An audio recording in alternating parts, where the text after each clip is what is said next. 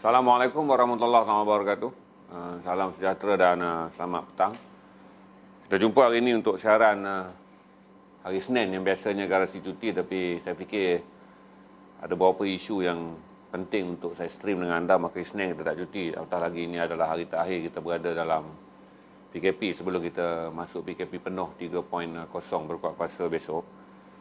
Dan tentulah anda inginkan banyak maklumat, walaupun saya tak banyak maklumat off record. Yang ada yang saya akan share dengan anda adalah maklumat yang dah pun record. Tapi ada beberapa tip yang mungkin saya boleh kongsi dengan anda petang ni mengenai fikir rangsangan yang belum ada bunga-bunga dia apa pun. Tapi saya fikir kata tak mungkin kali ni kita melalui PKP 3.0 dengan fully lockdown tanpa fikir rangsangan. Kerana ramai orang akan terjejas apabila ekonomi ditutup. Hanya 17 sahaja sektor yang akan dibuka dalam industri ataupun ekonomi. Dan pastilah ramai orang akan terjejas teruk kerana PKP ini dijangka akan berjalan dalam 3 penggal, iaitu 2 minggu bagi setiap penggal. Berarti kita akan sampai ke pertengahan Julai melalui PKP kali ini yang akan perbaharui dia punya pengisytiharan tu setiap 2 minggu. Saya tunggu angka je tuan-tuan untuk share dengan anda beberapa benda yang satu adalah yang dah record untuk saudara tahu perkembangan. Hari ini angka jangkitan kekal pada paras yang lebih rendah, iaitu 6,824, turun sedikit daripada angka semalam 6,999. Tetapi dia tidak menggambarkan reality case seperti mana saya bagi tahu pada saudara bahawa turun naik angka menuju 5 digit ataupun kekal pada paras maksimum 9,000 bagi 4 digit tidak menggambarkan realiti. Kerana saya fikir kita akan tempuh juga angka 5 angka pada bila-bila masa apabila lebih banyak result ujian PCR dikeluarkan, terutama di lokaliti yang digazetkan sebagai PKPD. Dan saudara pun tahu bahawa ramai orang mendesak supaya apabila PKP penuh dilaksanakan pada bermula besok 1 hingga 14 Jun, perkara pertama yang kerajaan perlu laksanakan adalah melancarkan lebih banyak ujian rapid test ni, RTK ni, untuk mengesan berapa ramai orang positif, kerana lebih mudah untuk mengekang keadaan apabila semua orang berkurung dan tidak bergerak. Maka lebih banyak ujian rapid test RTK dibuat. Dia akan lebih memudahkan pengesanan awal mereka yang dijangkiti, dan kemudian sekiranya angka positif ini dikesan lebih awal melalui RTK, maka PCR, iaitu pengesahan jangkitan, boleh dibuat. Tuan-tuan dan puan-puan, saya update je kata hari ini memang kes menurun, tetapi ada beberapa negeri yang masih menampakkan ketakutan yang luar biasa mengenai angka jangkitan. Cuma saya share dengan saudara data untuk hari ini. Selangor kekal dengan 2,111, angka yang tinggi, masih lagi di paras 2,000. Negeri-negeri lain terutamanya Sabah menurun dengan hanya 207 kes. Kuala Lumpur menurun dengan 387 kes. Sarawak masih lagi berada dalam paras yang tinggi 654. Pulau Pinang 328 dan Kelantan masih lagi berada dalam unjuran yang sangat tinggi, iaitu 695. Negeri Sembilan 200 lebih, Perak 200 lebih, Kedah masih dalam unjuran yang tinggi 464. Melaka 352, Pahang 219, Terengganu menurun dengan banyak 204. Jadi total keseluruhan kes yang disahkan adalah 572. Cuma data mengenai angka kematian dan mereka yang pulih hanya akan dikeluarkan lebih lewat. Ini adalah data untuk kita lihat angka jangkitan positif yang dikesan hingga 12 tengah hari tadi. Petang sikit biasanya barulah KKM akan mengeluarkan grafik info mengenai berapa yang pulih dan berapa yang berada di pusat yang berada di dalam kes aktif. Saya jangka kes aktif akan kekal tinggi 70,000 tuan-tuan, kerana angka hari ini 600, 6,000 lebih. Kemungkinan angka pulih hanya di sekitar 3,000 ke 4,000 kalaulah itu angka yang baik dan munasabah untuk hari ini. Tetapi unjuran mereka yang berada di dalam kes aktif adalah 70,000 lebih kes. Ada 400 lebih orang lebih sama, Pos? 480. Saya rasa okey dah tu untuk hari Senin yang ramai orang jangka kami bercuti. Saya sebenarnya tak stream petang, saya nak tumpu pada malam nanti kerana kita ada Sabri Yunus dan juga Syed Muhammad Zakir untuk memperkatakan mengenai buku Sastrawan Negara. Tapi saya call Mahfuz untuk run stream ni untuk update saudara kerana petang ramai orang menanti update. Itu je saya nak beritahu kepada saudara bahawa bantuan ekonomi ni yang paling banyak diperkatakan, terutama oleh Kesatuan Persekutuan Majikan Malaysia yang meminta bahawa supaya kerajaan memberi lebih banyak bantuan kepada industri yang terjejas, terutama SME ataupun industri kecil sederhana IKS, dengan gambaran bahawa ada unjuran bahawa 40% daripada dia ada angka 40% yang menarik, iaitu 40% daripada industri IKS yang ada sekarang dijangka gulung tikar sekiranya tiada dana ataupun tiada sebarang geran rangsangan ekonomi diberikan oleh kerajaan. Pada waktu yang sama, 40% juga merujuk kepada keluaran dalam negara kasar ataupun sumbangan ekonomi yang diberikan oleh mereka yang berada dalam sektor IKS. Berarti 40% daripada IKS dijangka gulung tikar kalau tiada bantuan ekonomi. Manakala pada masa yang sama, kita harus berhati-hati kerana IKS adalah sektor yang menyumbang 40% kepada keluaran dalam kasar negara.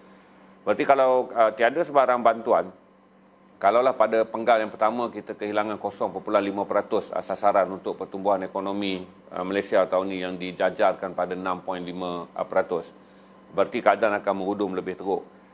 Saya fikir bahawa rundingan Menteri G-Shop mungkin sedang berunding dengan pihak bank. Yang pertama saya jangka adalah munasabah sekiranya kerajaan mengumumkan moratorium. Ini dalam unjuran saya sebagai wartawan bahawa adalah tidak munasabah sekiranya kerajaan tidak mengunjurkan moratorium kerana kemungkinan unjuran untuk KWSP sukar dilakukan kerana KWSP telah pun berbelanja 80 bilion bagi pakej Air Sinar dan Air Lestari. Saya tak fikir kata ada dana tunai mudah alir yang boleh diberikan oleh KWSP.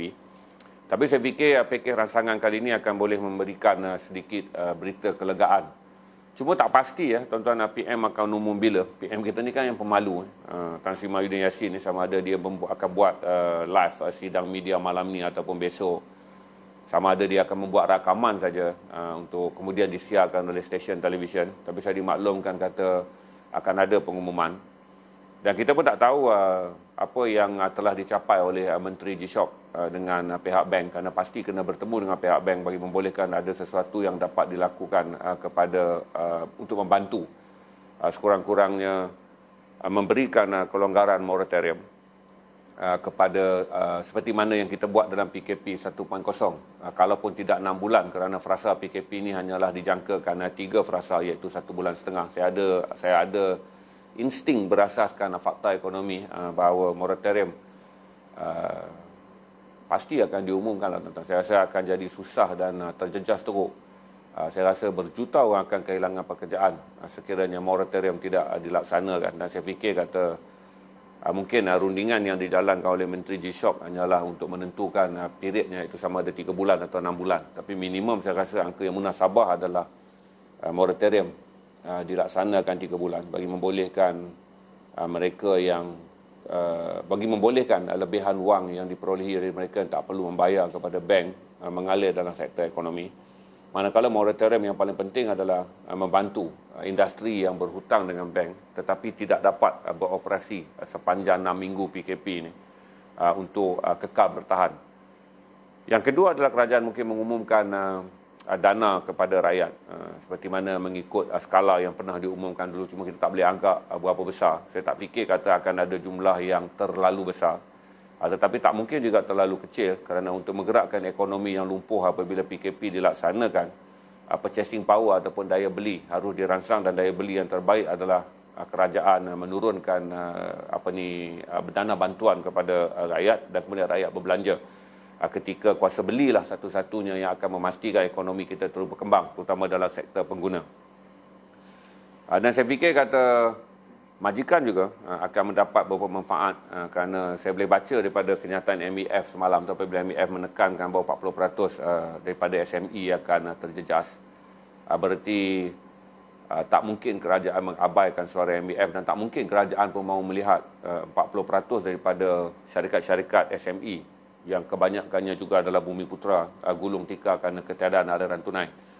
Jadi hanya ada dua cara yang kerajaan akan membantu syarikat SME untuk mengendalikan aliran tunai mereka adalah dengan memberikan moratorium bank. Jadi melegakan beban industri yang tak dapat berjalan sepanjang tempoh PKP ini dengan tidak perlu membayar moratorium bank. Dan kemudian adalah untuk memastikan tiada berlaku pembuangan pekerja, berarti kerajaan akan memberikan lebih subsidi gaji kepada syarikat-syarikat SME yang mengekalkan pekerja mereka. Sama ada kerajaan nak luluskan antara 50 ke 70%. Kerana Persekutuan Majikan Malaysia menuntut hingga 70%. Saya tak fikir akan mencecah berapa puluh bilion lah tu jumlahnya. Tetapi secara anggarannya pasti ada. Tapi kalau sekiranya kerajaan hanya memberi sokongan di bawah PARASPA, iaitu jumlah unjuran gaji subsidi yang tidak mencukupi, pasti juga majikan tak akan dapat menampung bakinya. Kalau kerajaan bagi 50%, saya tak fikir ketika ekonomi sepenuhnya ditutup dan syarikat SME terutama 40% yang disebut oleh Persekutuan Majikan Malaysia sebagai tidak mampu untuk meneruskan kelangsungan operasi kerana kekurangan tunai akan dapat bertahan, berarti pembuangan pekerja akan berlaku dan ini akan membabitkan jutaan orang juga. Selain daripada 2.8 juta yang dah memang terjejas kerana mereka adalah pekerja sektor individu ataupun sektor saya panggil sebagai golongan pekerja rencam. Ini adalah kumpulan rentan yang paling terjejas, 2.8 juta.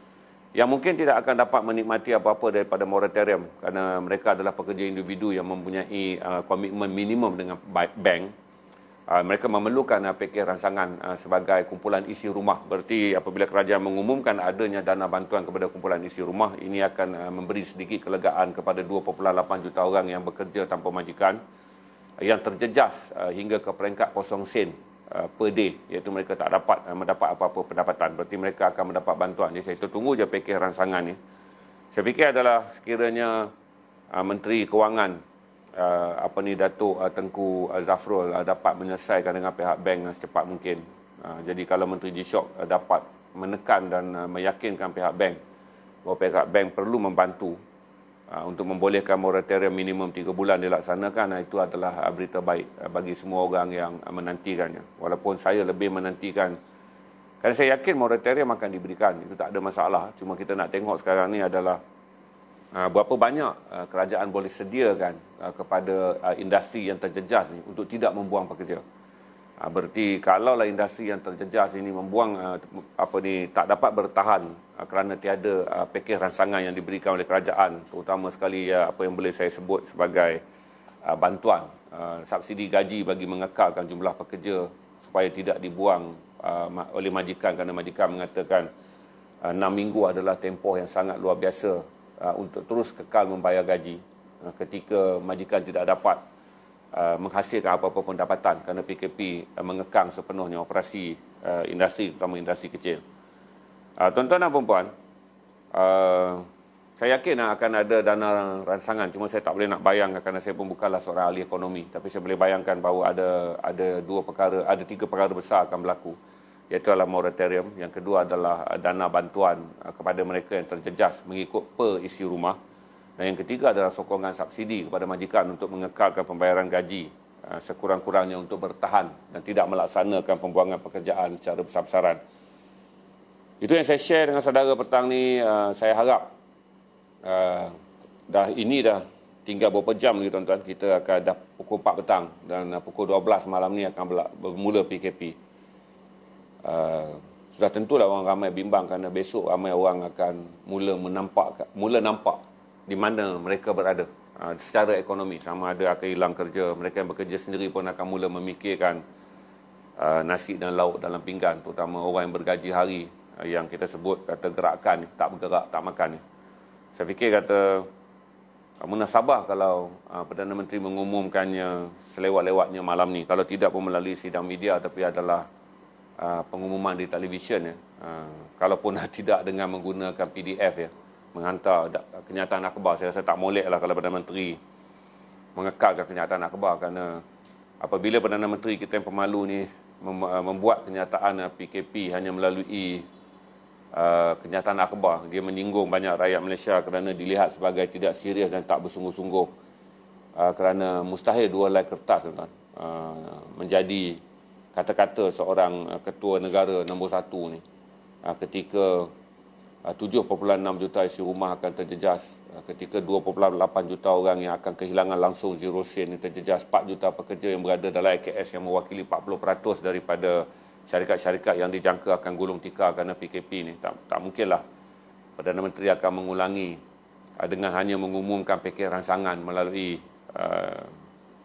2 atau 3 keping kertas kenyataan akhbar kemudian disebarkan melalui telefon pintar saja, kita kena baca. Saya fikir adalah lebih molek Perdana Menteri mengadakan sidang akhbar, mengadakan pengumuman. Kalaupun dia tak nak berhadapan dengan wartawan untuk sesi soal jawab, tapi eloklah sekurang-kurangnya rakyat mendengar dan melihat Perdana Menteri berdiri di depan kaca televisyen dan bercakap mengenai apa yang kerajaan rancang bagi memastikan tekanan yang akan dihadapi oleh rakyat dapat dikurangkan dengan pakej rangsangan. Pakej rangsangan pasti ada, tuan-tuan. Mustahil kita laksanakan lockdown tanpa pakej rangsangan. Mustahil kita akan membiarkan lockdown sekiranya kita tidak memberikan moratorium. Cuma saya tak fikir tentang KWSP je, tuan-tuan. Kerana data yang saya lihat tak memungkinkan. Satu adalah kerana jumlah mereka yang dapat menggunakan wang KWSP bukanlah kumpulan rentan. Macam saya selalu jelas pada saudara, kalau dibenarkan lagi pengeluaran KSP dalam waktu yang sama, moratorium juga diberikan. Berarti terlampau banyak dana diberikan kepada kumpulan yang tidaklah begitu terjejas berbanding dengan 2.8 juta orang yang berada dalam sektor kerja mandiri ni, yang kemungkinan mereka adalah tiada lagi tabungan dalam KWSP dan mereka juga tidak mempunyai komitmen bank untuk meraihkan moratorium. Jadi itu yang saya share dengan saudara petani. Kita ada berapa view sekarang, Mahfuz? 756. Itu yang saya share untuk anda setakat ini, dan saya boleh bagi tahu juga kata salah satu benda penting yang perlu dilakukan ketika lockdown ni adalah banyak pakar-pakar perubatan, tuan-tuan, menuntut kerajaan menjalankan ujian swab sebanyak mungkin. Kerana ketika ini orang berada dalam rumah tidak bergerak, swab sebanyak mungkin supaya kita dapat melihat bukan lagi jangkitan lokaliti tapi jangkitan pintu ke pintu, iaitu mengenal pasti jangkitan pintu ke pintu berapa banyak dalam setiap isi rumah yang telah pun dijangkiti.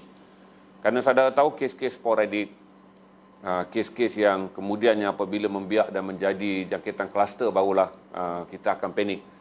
Kerana kalau kita biarkan, tuan-tuan, 14 hari orang berada dalam rumah, dia akan menjadi apa yang kita sebut selepas ni adalah jangkitan dalam rumah. Itu lebih bahaya. Dulu kita bimbang jangkitan rentas sempadan negeri. Kemudian kita bimbang kepada lokaliti. Dan sekarang dah sampai masanya, tuan-tuan, dengan kita lihat sekarang ni kenapa angka jangkitan mencapai paras tertinggi 9,000 lebih, 9,800 lebih 3 hari lalu. Berlaku adalah kerana jangkitan telah berada dalam pintu ke pintu pada setiap isi rumah, 7.6 juta isi rumah di Malaysia. So ramai yang mendesak kerajaan menjalankan ujian swab ni. Selesaikan dulu pap swab supaya kita dapat lihat sebenarnya seteruk mana angka jangkitan telah berlaku daripada rumah ke rumah. Dan saya juga suka berkongsi dengan saudara mengenai beberapa berita baik juga, bahawa daripada 24 juta sasaran kerajaan untuk membuat suntikan vaksin COVID-19 ni, kita telah mencapai 49% saya rasa hari ini, hampir 50% lah, iaitu hampir 12 juta pendaftaran telah diperolehi dalam MySejahtera. Dan pada waktu yang sama, tuan-tuan, kita telah menyuntik lebih sejuta orang, 1,052,000 kalau tak silap saya, setakat semalam kemarin. Kita telah menyuntik 1,052,000 orang yang mendapat 2 suntikan penuh. Manakala 1.9 juta orang, hampir 2 juta orang mendapat 1 suntikan.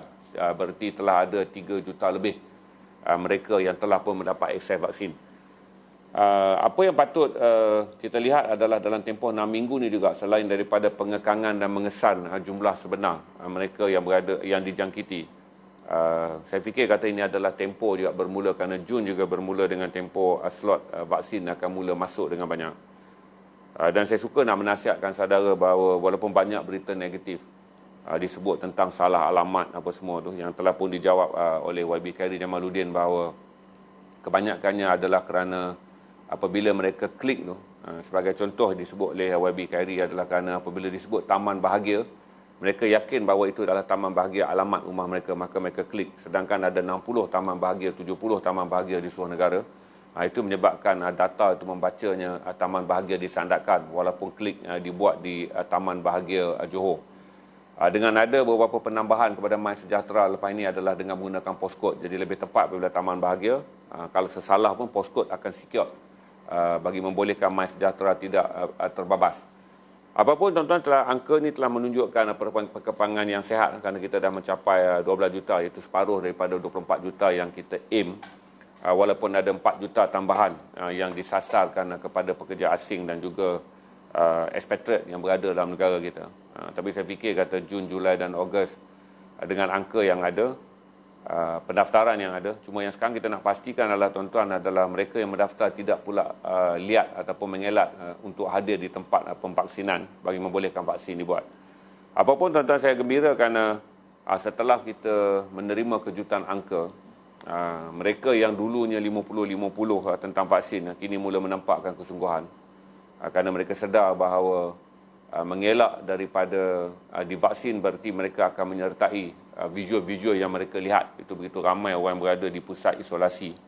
Angka kematian yang kekal tinggi, iaitu 98 pada kemarin dan 69 kot semalam. Hari ini belum ada data angka kematian.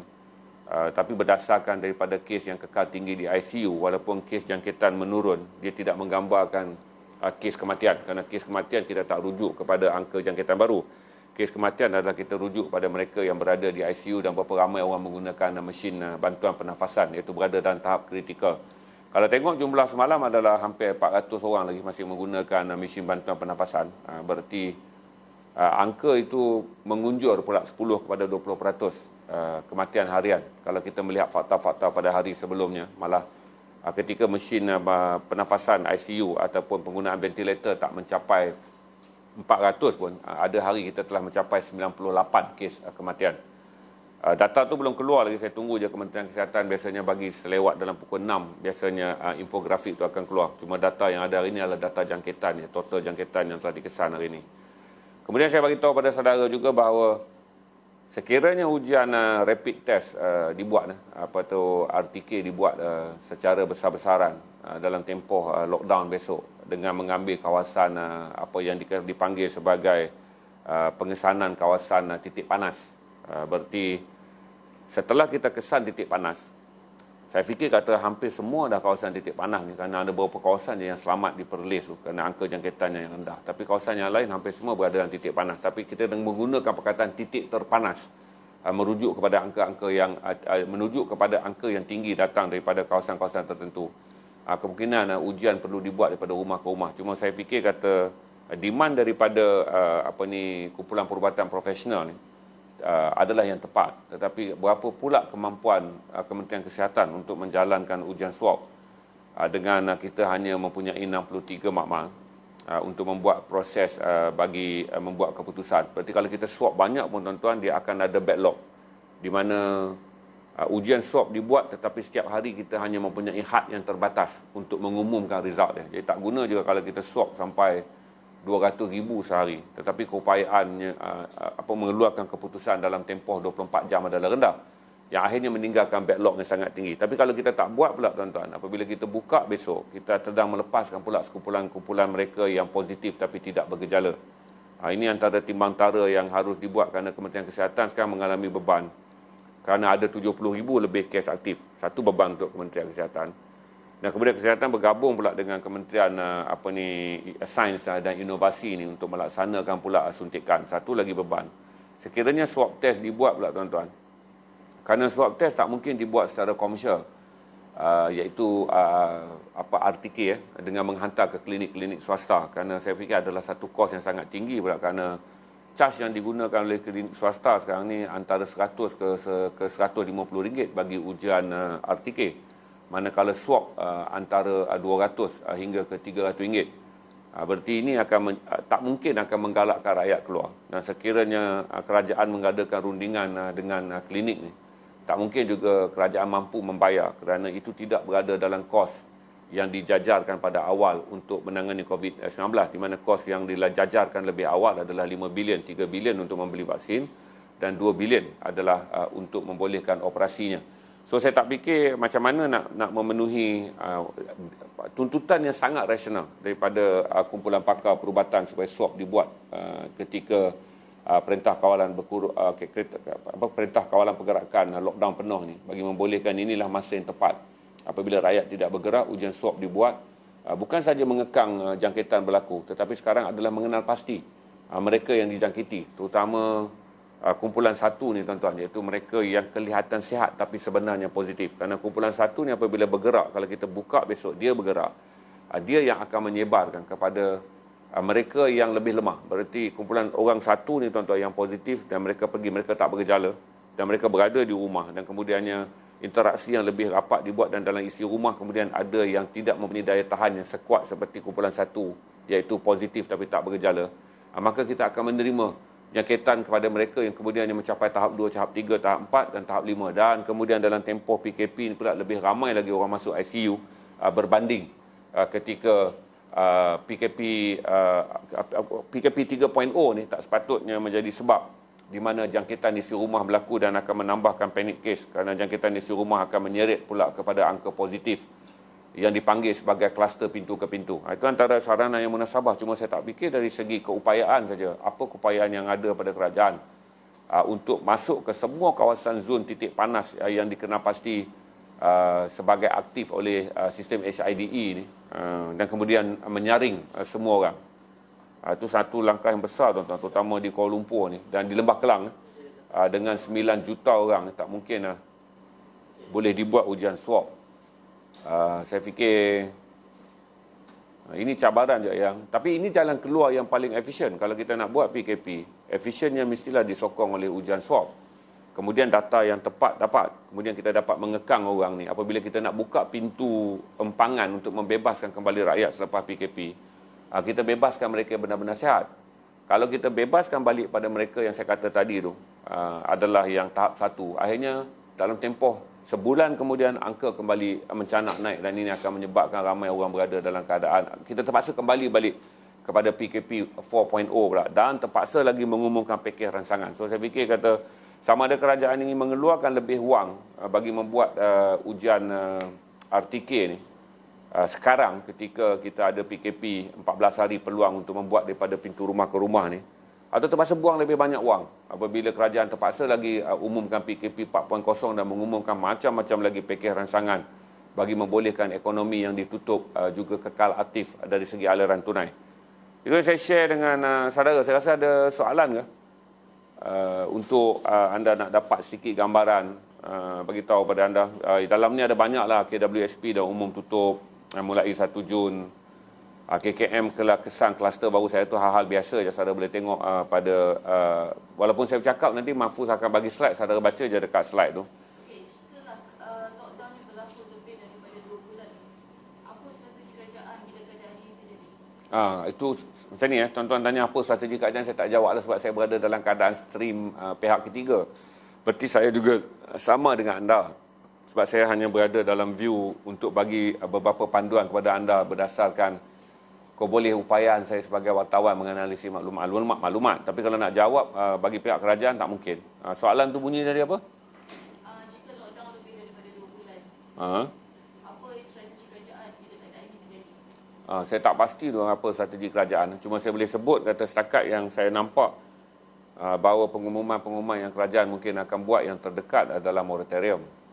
Itu dah satu cara di mana dana yang dibayar oleh rakyat kepada bank dapat digunakan oleh rakyat untuk berbelanja, dan itu juga hutang-hutang yang dijalankan oleh hutang-hutang yang dimiliki oleh IKS tak perlu dibayar dalam tempoh 3 bulan kerana IKS terjejas selama 6 minggu ekonomi negara ditutup penuh. Dan pada masa yang sama juga oleh kerajaan harus memberikan lagi dana insentif kepada syarikat-syarikat yang terjejas teruk untuk mengekalkan pekerjaan. Yang ini kita nak bincang berapa banyak, ini yang kita tunggu PM nak umum berapa banyak dana bantuan yang akan diberi dalam subsidi gaji bagi membolehkan ketika syarikat-syarikat ni tak memiliki pendapatan selama 6 minggu, mereka dapat mengekalkan untuk tidak membuang pekerja. Kerana ada yang menyebut bahawa sekiranya 40% syarikat yang sedang nazak ni, kerana ada 40 syarikat IKS yang sedang nazak ni. Tuan-tuan kena ingat tuan-tuan, kita ada 900,000 lebih syarikat IKS. Dan kemudian kita ada 90,000 dah tutup dulu. Saya ingat data yang baru kemudiannya saya fikir dah mungkin mencapai 200 ke 250,000 yang dah ditutup sebab kita tak ada data tu. Dan saya fikir kalau tambah lagi 40% daripada syarikat yang berbaki yang ada, kalau lah yang aktif ni ada lagi 500,000 syarikat tuan-tuan. 40% berarti akan ada 200,000 syarikat yang akan ditutup. Berarti 200,000 syarikat ditutup, unjurannya adalah 4 juta orang kehilangan pekerja. 4 juta orang kehilangan pekerja tak termasuk 2.8 juta orang yang menjalankan ekonomi mandiri yang dah tentu akan zero sen pendapatan dia. Itu yang saya boleh bagi tahu. Saya tak boleh bagi tahu dasar kajian tuan-tuan. Stream ni adalah saya memacu saudara untuk memahami. Kerana saya bukan jurucakap kerajaan, jadi stream dia. Jadi anda kena patah balik dan lihat dalam perkembangan tu daripada perspektif kerajaan. Kerana saya ada jangkaan kata malam ni lah mungkin patut umum. Perdana Menteri patut mengumum pakej ransangan ni, apa yang nak dibuat. Tapi saya fikir oleh kerana keputusan untuk buat lockdown pun dibuat mendadak dengan notis 3 hari. Sukar bagi Kementerian Kewangan untuk berunding dengan banyak pihak, terutama pihak perbankan untuk melaksanakan moratorium. Dan sukar juga bagi Kementerian Kewangan untuk menyusun dengan dana yang ada, berapa jumlah yang boleh dikeluarkan untuk bantuan. Berapa jumlah yang boleh, bantuan satu adalah kepada isi rumah yang terjejas. Satu dia gazetkanlah mereka yang dah memang terjejas, yang dah dapat dalam PKP, bantuan dalam PKP 1.0, satu dah angkanya besar. Kemudian kumpulan rentan yang dikenal pasti ni 2.8 juta ni, kumpulan rentan ni lagi. Kemudian kita akan lagi berfikir lagi telang pula tentang 4 juta lebih pekerja yang dijangka akan hilang kerja sekiranya 40% syarikat SME ditutup. Saya boleh cakap takat tu je. Lepas 2 bulan jangan dulu. Saya ada nasihat semalam.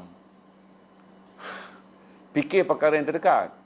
Maksudnya ambil satu-satu tuan-tuan. Prospek yang terdekat adalah apa yang akan kita perlu fikirkan dan perlu kita tangani dalam tempoh 6 minggu ni. Berarti 6 minggu ramai ekonomi akan terjejas kerana banyak sektor akan ditutup. Dalam tempoh 6 minggu ada 2.8 juta orang tidak akan mendapat gaji walaupun 1 sen sehari.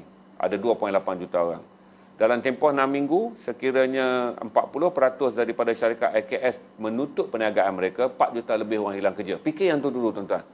Sebab tu saya kata ikut teknik Lee Chong Wei. Selesaikan satu perlawanan ke satu perlawanan. Saya dah bagi tahu itu. Saya tak tahu mungkin tanya ni ada yang baru masuk kot. Selalunya saya dah bagi tahu dah bahawa dalam keadaan kritikal kita tak boleh mempunyai fikiran yang terlampau futuristik. Saya bagi tahu dekat saudara bahawa satu benda yang saya belajar dululah. Saya tak pandai main badminton tuan-tuan. Tapi saya belajar apa yang Chong Wei sebut satu je. Apabila anda ingin berfikir secara strategi dalam menyertai tanaman yang besar, selesaikan satu persatu saingan anda ketika mereka berada di gelanggang. Haji Chong Wei ni tuan-tuan, kalau dia nak menang satu tanaman yang disertai oleh 12 pemain terbaik dunia, dia tak akan boleh fikir malam tu dia akan lawan 11 pemain terbaik dunia. Dia terkena fikir besok pusingan awal dia lawan siapa, ranking apa strateginya. Menang tu pula dia akan fikir game seterusnya dia akan lawan siapa, apa strateginya, rankingnya. Jadi itu cara Chong Wei berkata hinggalah akhirnya, sampai ke perlawanan akhir barulah dia fikir menjadi juara. Jadi kalau sekarang tuan-tuan nak suruh fikir pula 2 bulan. Lepas tu saya jawab dengan berdasarkan unjuran. Datang seorang suruh fikir 6 bulan. Datang seorang pula suruh fikir 6 tahun. Tak betul tu streamnya. Fikir langkahnya mengikut staggered. Staggered yang kita nak fikir sekarang adalah kita memang mengharapkan moratorium dilaksanakan. Kita memang mengharapkan bantuan isi rumah terjejas diberikan. Kita memang mengharapkan kerajaan memberi sokongan kepada sektor IKS, iaitu 40% syarikat yang akan gulung tikar kerana tiada subsidi gaji. Dan kita sedang memikirkan 2.8 juta pekerja sara diri ataupun kumpulan rentan yang akan kehilangan pendapatan tu. Fikir yang tu dulu tuan-tuan. Jangan sampai 2 bulan nanti jadi susah. Katanya kerajaan pun dia tak akan boleh fikir tuan-tuan. Apalagi saya. Kerana kerajaan pun sekarang tengah agresif. Sama ada kita pakej ransangan telah siap hari ni. Kerana besok dah tutup dah tuan-tuan. Berarti besok tuan-tuan, syarikat-syarikat yang terjejas dalam operasi dia mulai besok dah mula keluar notis. Sama ada mereka nak notis kepada pekerja mereka, anda telah kehilangan pekerjaan. Sebab tuan-tuan macam ni tuan-tuan. Bagi majikan, saya tahu ramai dalam ni ada majikan yang ada dalam perniagaan. Jadi saudara berada dalam keadaan sekarang nak cakap apa dengan kaki tangan saudara? Kerana pakej ni kalau katalah sekarang ni kerajaan kata dia nak buat staggered. Bagi mereka yang berada dalam sektor retail, sektor runcit, berarti saudara akan menutup kedai sampai 6 minggu. Saudara retail dah tahu dah. Perniagaan retail tak mungkin akan dapat kelonggaran. Bagi mereka yang berada dalam sektor perkhidmatan, anda akan sedang berfikir kalau penggal pertama anda dah tentu terlibat. Penggal kedua mungkin anda terlibat berarti dah sebulan. Kalau sebulan, sektor perkhidmatan dan saudara menanggung kumpulan pekerja 5 hingga 6 orang, tanpa pendapatan 30 hari, saudara dah mula buat unjuran. Apa yang saudara nak bagi tahu ketika pekerja bertanya? Bos, gaji bulan Jun ada tak? bos kami bulan Jun macam mana, sebab pekerja saudara mulai besok akan mula memikirkan. Jadi kalaulah kerajaan tak mengumumkan apa-apa, 40% majikan yang saya kata, kalaulah 500,000 company IKS ni, 200,000 majikan sedang berfikir apa mereka akan sampaikan kepada pekerja mereka ketika kerajaan belum menyampaikan apa-apa. Jadi ramailah orang terpinga-pinga. Bagi 2.8 juta orang yang dah hilang kerja ni, dia mungkin sedang berfikir apa kerja yang dia nak buat. Yang mustahil saya kata akan wujud peluang pekerjaan bagi 2.8 juta orang. Kalau ada pun mungkin 1 hingga 5% saja yang boleh menjadi alternatif kiranya mereka mempunyai bakat tambahan ataupun kebolehan yang boleh mereka sesuaikan diri dengan PKP untuk mencari wang. Tapi dah tentu tuan-tuan, 95 ke 99% adalah mereka yang tak dapat divert skill mereka. Jadi berarti 2.8 juta akan kekal rentan sebagai kumpulan rentan. Manakala majikan juga tuan-tuan, dah tentu kalaulah disebut, saya kata tadi ada 500,000 lagi syarikat IKS ni, dan 200,000 akan terjejas. Saya tak fikir ada 200,000 company yang saya kata dan yang disenaraikan oleh Persekutuan Majikan Malaysia yang akan terjejas atau pakai ekonomi sebut tadi. 40,000 ni tentu tak ada idea kreatif yang lain. Apa yang mereka boleh swing dan yang mereka boleh ubah suai dengan perniagaan yang mereka ada sekarang untuk mengekalkan pekerjaan. Jadi kita ambil iktibar dengan melihat PKP 1.0 dulu, 80,000 syarikat bankrupt. Kerana mereka tak mempunyai, satu tak ada tunai dan tak nampak cara dah bagaimana nak mengubah suai perniagaan untuk survive. Itu yang saudara kena, saya kata fikir dululah yang apa yang ada dalam 2 bulan ni tuan-tuan. Itu pun dah cukup pening, dah kena telan 16 biji Panadol lah tu. Kalau saudara nak fikir pula lebih jauh daripada tu, saya ingat kena ketum pula barulah tenang fikiran. Ada soalan yang lain tak?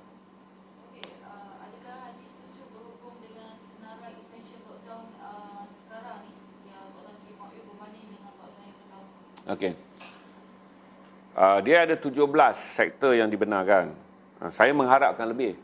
Begini tuan-tuan, macam saya beritahu pada tuan-tuan. Kluster pekerjaan datang tak semuanya daripada perkara yang saudara cemburui sekarang, iaitu sektor yang dibenarkan. Tak semua. Maksudnya bukan mereka adalah kluster yang besar. Kerana kluster pekerjaan yang kalau kita tengok detail dia, tak semua kluster industri. Sejak akhir-akhir ini, memang awal dulu adalah kluster industri. Tapi jumlah saudara mesti faham bahawa jumlah kluster yang besar adalah sporadik. Angka yang meningkat sekarang adalah jangkitan rumah ke rumah dan jangkitan komuniti. Sama ada kluster hari raya, kluster keagamaan ataupun kluster majlis. Dipanggil sebagai kluster kerakyatan. Kluster industri ekonomi, mereka telah mengalami kesilapan besar ketika jangkitan besar berlaku dulu. Jadi mereka telah perbaiki operasi mereka. Berarti jangkitan-jangkitan yang kita lihat sekarang ni bukanlah jangkitan yang datang daripada 17 industri yang dicemburui. Sebab tu saya fikir sekarang kena tengok logik. Satu adalah industri ini mempunyai piawaian yang dah cukup kerana mereka pemain industri ada modal besar, mereka boleh melaksanakan SOP yang baik dan mereka tak mahu syarikat mereka terjejas. Kerajaan juga memerlukan mereka. Gini tuan-tuan, tuan-tuan mungkin tak perlukan mereka secara pandangan fikiran pendek. Kenapa buka? Kenapa ini boleh buka? Kenapa kami tak boleh? Tak boleh fikir macam itu tuan-tuan. Fikiran berasaskan dengki dan kecurigaan tak akan membantu. Dia mestilah berasaskan sekiranya 17 operasi ini kerajaan lihat sebagai pembayar cukai yang tinggi, boleh menjana pendapatan negara, ekspor negara turun meningkat kerana demand kepada 17 industri ini adalah tinggi, maka dia perlu dibuka. Walaupun ada seorang mengeluarkan data bahawa industri ini akan berbohong dengan mengatakan kami bekal, dia adalah perkara yang boleh dikawal. Ada seorang telah mengeluarkan data bahawa oleh kerana sektor industri yang berkaitan dengan kesihatan dibenarkan, berarti semua orang mengatakan bahawa dia membekalkan komponen kepada kesihatan. Walaupun kilangnya sebenarnya hanya membekalkan sekitar 10% kepada sektor kesihatan, 90% adalah sektor komersial. Jadi dia kata kenapa dibiarkan? Mereka akan menggunakan urusan kononnya 10% komponen kami kepada komponen kesihatan, maka kami harus dibenarkan beroperasi 60%. Kerana kerajaan membenarkan setiap kilang beroperasi 60%. Itu adalah pandangan syak yang kita kena atasi. Kita tak boleh main pukul rata kerana kalau dah ditutup semua sektor saudara, negara ini tidak akan mengalami pendapatan. Satu rugi kalaulah sektor ini mempunyai demand yang tinggi daripada ekspor. Kerana barangan kesihatan, produk getah adalah produk yang paling besar dituntut dan Malaysia adalah pembekal sarung tangan terbesar di dunia. Demand ada kerana jangkitan telah berlaku di seluruh dunia dan banyak negara-negara masih menuntut demand bekalan barangan keluaran getah terutama untuk produk kesihatan. Berarti kenapa kita nak tutup semua kerana kita berasa iri hati? Kena logik, kena tengok logik dia berasaskan kepada kepentingan ekonomi negara. Jadi ramai orang main hitam kromo kerana dia kata dia tak dapat, orang lain dapat. Tak boleh tuan-tuan. Anda tak dapat, orang lain dapat, tapi akhirnya manfaat kepada negara. Bila manfaat kepada negara di mana ekonomi berkembang, cukai dapat dibayar, kerajaan dapat kutip cukai kepada sektor yang kemudiannya akan menghasilkan banyak wang kerana demand ekonomi antarabangsa tinggi, maka wang itulah kemudian kerajaan belanjakan balik sebab nak bagi apa banyak pakej rangsangan. Jadi kena faham tuan-tuan bagaimana kerajaan melonggarkan sebahagian untuk mengisi poket. Kemudian daripada poket tu kerajaan akan bayar pula kepada mereka yang ditutup kerana diperketatkan syarat dia kerana PKP ni bagi mengekang jangkitan. Berarti kena faham bahawa kena jauhi fikiran syak wasangka, rasa dengki, rasa curiga. Kena atasi. Sebab tu saya tak nak jawab benda ni. Kerana apa yang saya lihat benda ni adalah benda fakta untuk melihat urusan ekonomi. Dia tak boleh cakap tentang bias. Dia tak boleh cakap tentang prejudis. Kerana saya faham bahawa macam ni lah tuan-tuan. Sekiranya kita nak buat total penuh, kita akan dapat zero. Berarti betul-betul lah adil untuk semua, kosong sen. Dia bukan adil tuan-tuan, dia jadi lagi tak adil. Sebab ketika kita masih boleh menggunakan industri yang menyumbang kepada ekonomi negara, kenapa kita tidak gunakan dan kemudiannya kita bayar kepada industri yang terjejas? Berarti sekarang ni kita mempergunakan 17 sektor tu untuk terus menghasilkan wang. Cukai dibayar, ekonomi berkembang, ekspor ada. Supaya kita tak lumpuh pada tahap kosong. Kemudian keuntungan mereka diberikan kepada kerajaan melalui cukai. Pekerja yang ada pada mereka terus kekal bekerja dan kerajaan tak perlu subsidi apa-apa pun kerana mereka adalah syarikat yang dibenarkan. Mereka adalah industri gergasi yang mempunyai komitmen ekonomi yang sangat tinggi kepada masyarakat global dan domestik. Kemudian duit itu dibayar dan bagi pada kita. Saya anggap macam inilah tuan-tuan. Kalau sakit buah pinggang, kenapa nak dihentikan jantung? Kalau sakit jantung, kenapa nak dibuang buah pinggang? Kalau saudara jadi doktor, saudara kata ada potensi untuk merawatkan seorang pesakit ni dengan tidak merosakkan organ yang lain. Kenapa nak rosakkan semua organ supaya satu tubuh mati? Tak munasabah kan? Kalau kita rasalah COVID-19 hanya boleh ditangani dengan masih membenarkan tangan kanan bekerja. Maka kena benarkan tangan kanan bekerja, sekurang-kurang tubuh masih boleh makan. Kalaulah sistem itu bersifat organ pula untuk membolehkan salah satu sistem berfungsi dan badan terus hidup, walaupun terpaksa buat pembedahan buah jantung, buah pinggangnya masih ada, sistem paru-parunya masih ada, maka kenapa nak jamkan hingga akhirnya tubuh itu mati?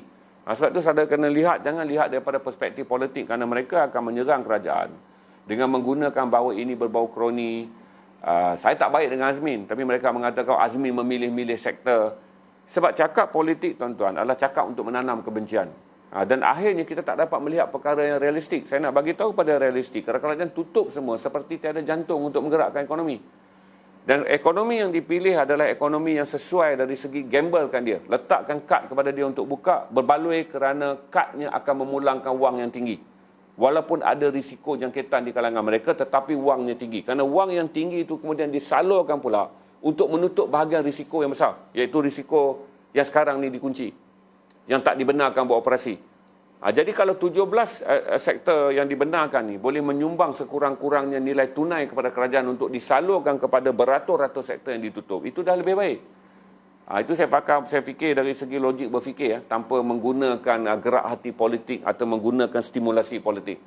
Secara faktanya saya bersetuju tuan-tuan, saya bersetuju lebih banyak sebenarnya patut dibuka sekiranya dia mengenai minimal risiko.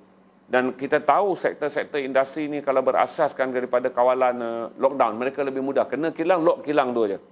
Kalau ada jangkitan, lock di kilang tu je. Sebab kita dah faham. Kerana kita telah menangani jangkitan industri lebih awal daripada jangkitan komuniti. Kita jadi panik ni sekarang tuan-tuan. Kerana dalam gelombang yang datang sekarang yang menyerang negara adalah gelombang yang datang daripada komuniti. Yang kita belum ada tangani, kita belum ada pengalaman menanganinya secara besar-besaran.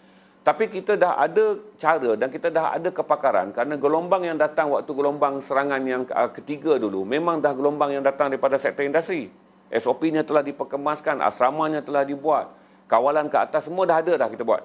Dan kilang-kilang besar ni telah menerima kesedaran bahawa jangan ulang lagi kerana anda akan menyebabkan anda ditutup dan kemudian ekonomi anda terjejas.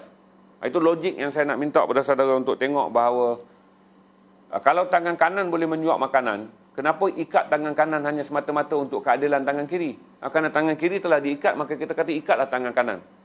Hanya untuk keadilan kepada tangan kiri. Logiknya tuan-tuan, apabila tangan kiri diikat, benarkan tangan kanan bekerja supaya masih boleh menyuap nasi.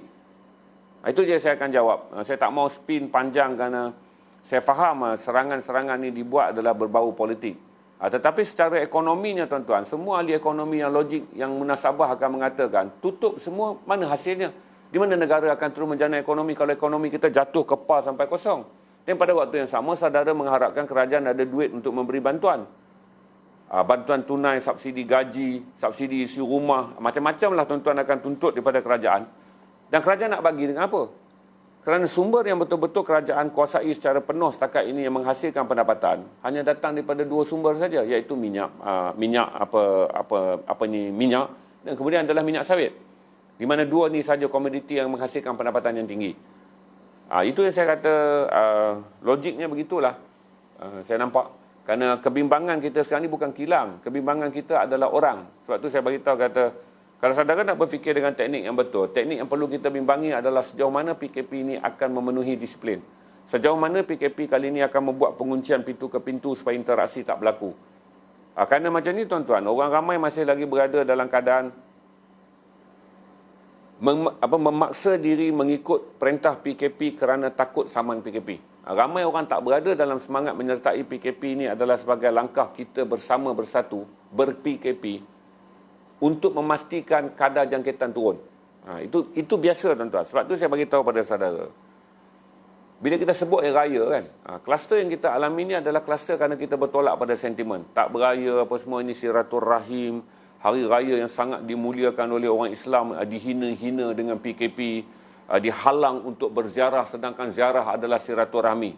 Debat-debat emosional yang kita gunakan dengan menunggang logik agama ni telah menyebabkan akhirnya hari ini raya pun dah berlalu, padahnya ditinggal pada kita agak panjang. Yang sedang kita tanggung sekarang. Jadi saya berbalik pada tadi saya kata, jangan risau pada sektor ekonomi kerana mereka telah melaluinya pada tempoh serangan pada April hingga November. Berarti mereka adalah sektor yang sudah mempunyai kesasaan SOP.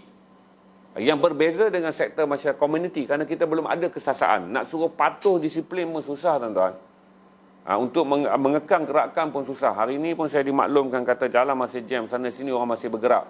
Panic buying masih berlaku walaupun sebab itulah tuan-tuan, 17 sektor yang diumumkan awal ni pun penting untuk mengelakkan orang tak panic buying. Tapi orang masih panic buying. Bagi tahu bahawa semua sektor yang membekalkan keperluan harian terutama makanan ni masih akan dibuka pun orang masih buat. Tuan-tuan tahu tak orang bergerak dengan kelang kabut hari ini hanya untuk beli makanan kucing. Hanya nak beli makanan kucing. Sebab tu sektor pembekalan makanan disebut sekali makanan kucing. Pet, termasuk anjing lah apa semua. Semua kerana middle class Malay dan juga middle class Malay telah mencapai gaya hidup ketika sebelum COVID ni dengan memiliki haiwan peliharaan. Kita tak mahu orang buang semua haiwan peliharaan. Menjadi satu lagi masalah. Jadi saudara tengok benda ni dengan logik macam saya kata tuan-tuan. Kalau boleh, kalaulah perlu diikat tangan kiri untuk menjaga badan.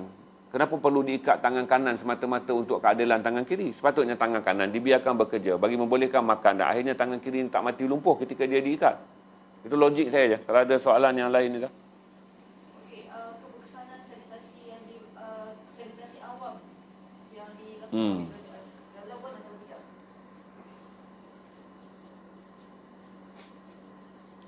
Sanitasi awam.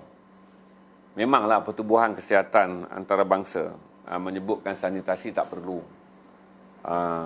Kerana kata Dr. Adiba Kamarul Zaman bahawa wang tu patutnya digunakan perlu digunakan dalam sektor yang lain. Dia pun timbul debat tuan-tuan. Sebab tiada ada satu pandangan yang tepat. Sebahagian yang lain pula mengatakan timbul benda yang lain. Sanitasi perlu dibuat. Sebab tu saya kata saya kalau tanya saya kan, dia pun kalau tanya saya lah untuk dalam keadaan begitu banyak perkara perlu dipikirkan, sanitasi saya tak fikir sebagai penting. Saya lebih suka saudara berfikir bahawa rapid test perlu dibuat. Kerana kumpulan pakar kesihatan, berarti kumpulan pakar kesihatan. Ni pertumbungan khilaf ni mengenai sanitasi ni. Tak sama dengan perkara pokok yang sedang dibentangkan, yang saya anggap paling logik, yang dibentangkan oleh kumpulan doktor-doktor pakar. Bahawa PKP kali ini perlu disertai dengan ujian swab sebanyak mungkin.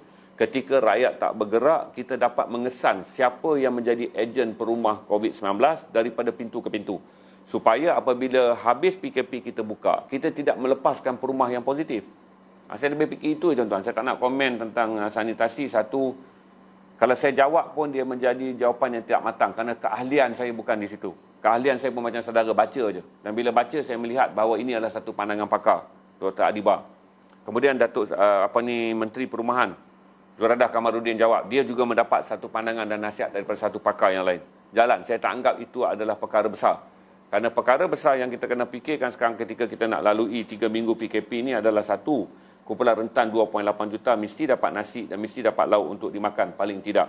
Kedua, moratorium untuk membolehkan mereka yang untuk membolehkan 40% sektor IKS yang berhutang dengan bank dapat mengelakkan mereka ditutup ketika mereka tak dapat menghasilkan pendapatan sebarang PKP. Ini penting. Dan moratorium juga akan membeli lebihan wang kepada mereka yang berada dalam sektor gaji bulan dan mereka yang berada dalam sektor pendapatan tetap, tetapi tak perlu membelanjakan wang mereka membayar pada bank, tetapi menyalurkan wang tersebut untuk menghidupkan sektor pengguna. Kemudian yang ketiga tu saya sebut tadi pada saudara adalah bagaimana kerajaan nak memastikan dia mengeluarkan subsidi yang relevan kepada rakyat untuk rakyat berbelanja bagi menggerakkan ekonomi. Yang lain tu yang paling penting sekali tuan-tuan, tentulah kita tak mahu 4 juta orang hilang kerja sekiranya kerajaan tak membantu melalui subsidi gaji kepada syarikat-syarikat yang tak mampu membayar gaji pekerja kerana tiada pendapatan sepanjang 6 minggu ni, yang tak cukup cash, supaya mereka tak buang pekerja mereka. Kerana bagi mereka yang memiliki pekerja, semua orang akan berada dalam keadaan sedang memikirkan esok ni tuan-tuan, apa yang mereka akan jawab kepada pekerja mereka. Tuan, kami ni masih dikira dalam bergaji atau tidak? Tuan, macam mana keadaan gaji bulan ni? Sebab pekerja juga akan menyesuaikan diri mereka. Kalau saya majikan dan tempat saya tak boleh berniaga, saya ada 9 orang yang akan bertanya kepada saya, bang, gajinya macam mana? Dan saya pun tak boleh nak bagi jawapan kerana saya tak tahu sama ada kerajaan akan mengumumkan ada tak geran subsidi gaji. Berarti para majikan akan mengatakan pada pekerja mereka, tunggu dulu. Tapi setengah pekerja yang mempunyai komitmen untuk menyara keluarga, menyediakan nasi dan lauk di atas meja makan, membayar begitu banyak bil dan begitu banyak benda, mereka tentu dah rasa bimbang kerana PKP ni 3 penggal, iaitu lebih kurang 6 minggu, sebulan setengah. Saya harap, saya sangat-sangat berharaplah PM kita yang pemalu ni akan segera muncul. Kalau tak live malam ni pun, sekurang-kurangnya buatlah rakaman pada petang ni dan disiarkan di TV di seluruh negara supaya rakyat tak bimbang. Kerana PKP akan bermula pada 12 malam ni, terutama mereka yang bekerja yang sedang memikirkan apa akan terjadi. Kerana 4 juta lebih kalau kata pengkaji ekonomi yang terbabit dengan 40% syarikat yang akan gulung tikar kalau tak ada bantuan kerajaan ni, dan 2.8 juta angka yang telah diberikan oleh Menteri G-Shock kita tu mengenai kumpulan rentan yang terjejas kerana ekonomi mandiri mereka juga tidak akan bergerak sepanjang tempoh PKP. Itu je. Saya ingat saya nak minum air, kita pindah sekejap ke Palestin. Saya ada video yang baik sebelum saya update pada saudara mengenai peristiwa di Palestin, apa yang akan berlaku pada hari Khamis. Kerana darurat di Palestin, update di Israel. Kerana darurat di Israel akan berakhir pada hari Rabu malam. Dan ada beberapa berita baru mengenai kemungkinan Benjamin Netanyahu tidak akan dapat mengemukakan pada Presiden Kabinet yang dia boleh bentuk kerana dia tak dapat sokongan. Saya akan update saudara mengenai gabungan baru iaitu Parti Yesh Atid dan Yamina yang kemudian mendapat sokongan 10 kerusi daripada Parti Islam, di mana First Lane Parti Islam yang ada 6 kerusi dan LAM Parti Islam yang ada 4 kerusi mungkin menyumbang 10 kerusi ke arah pembentukan kerajaan campuran bagi menjatuhkan Netanyahu dan naik kerajaan campuran yang baru. Kita tengok dulu video Mahfuz sebab saya nak berhenti minum air. You said that you scared all the world. Yes. We scare you, and all the world is better than you. You are wrong and you are terrorists. So you can't make anything. All the world are with us, not with you. Yes. Oh yes. I will stay there on my land, and you will go. I will stay here. Go from my land. Go from my land now. You said that you scared all the world. Yes, we scare you, and all the world is better than you. You are wrong and you are terrorists. So you can't make anything. All the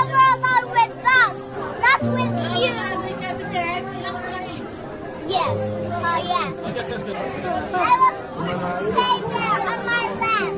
And you will go. I will stay there. Go. Go from my land. Go from my land. Now.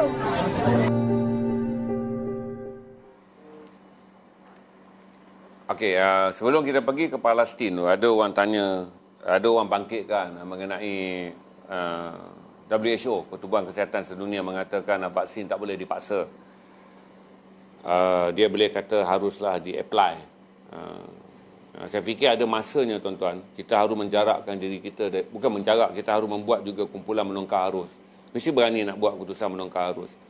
Barat bercakap dalam konteks bagaimana mereka melihat mentaliti negara maju, di mana keupayaan mereka meyakinkan rakyat untuk divaksin meningkat dengan tinggi. Sebagai contohnya, saya beritahu kepada saudara bahawa pemvaksinan yang berlaku di Eropah kadarnya sangat tinggi, di mana demand untuk orang divaksin dan keupayaan Eropah ini memenuhinya juga adalah lengkap.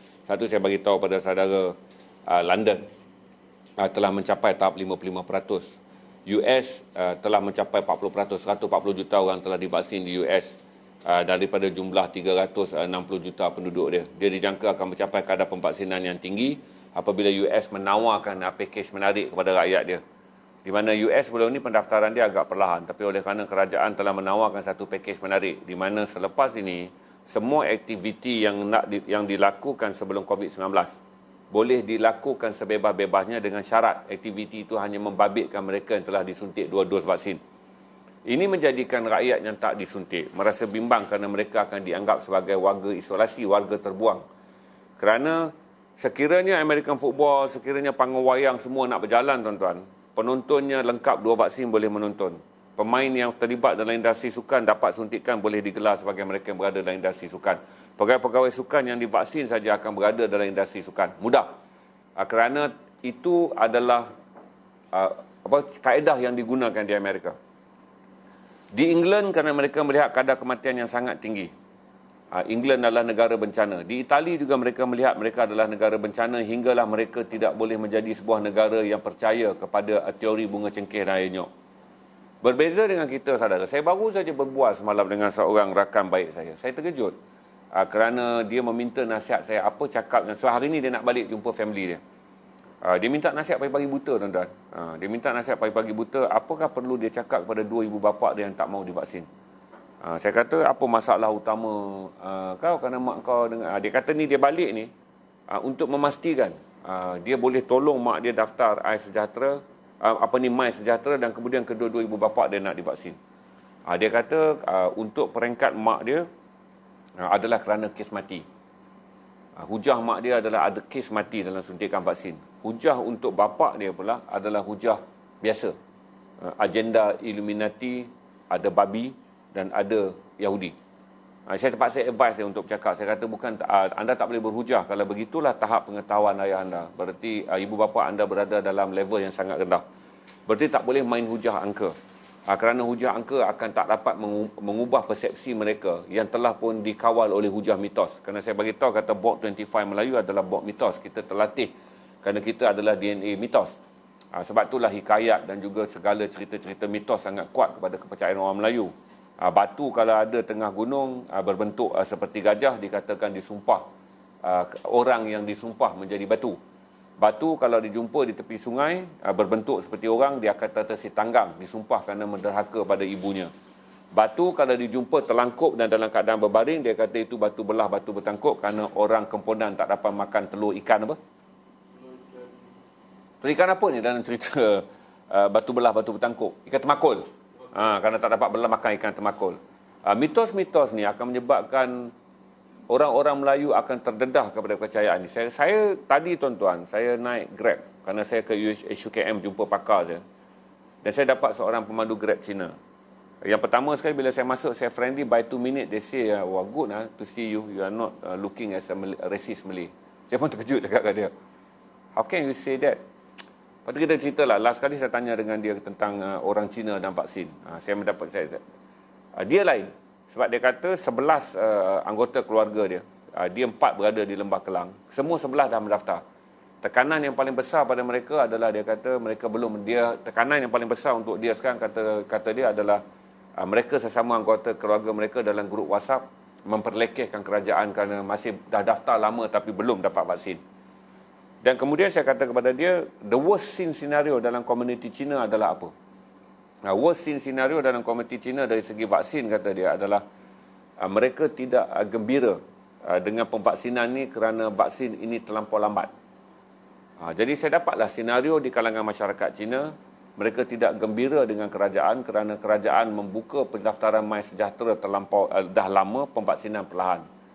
Dan senang saya convince dia. Saya bagi tahu data dekat dia, kata vaksin yang akan masuk pada sekian bulan, dan pada sekian bulan dan kita akan ada jumlah vaksin lebih kurang dalam 10 juta vaksin yang kita akan ada pada Jun, Julai dan Ogos.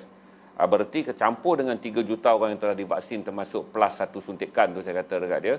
By mid of June, sir, saya kata kita akan menyertai 10%, kita akan mencapai tahap lebih daripada 10%, di mana 3 juta orang akan mendapat 2 suntikan vaksin.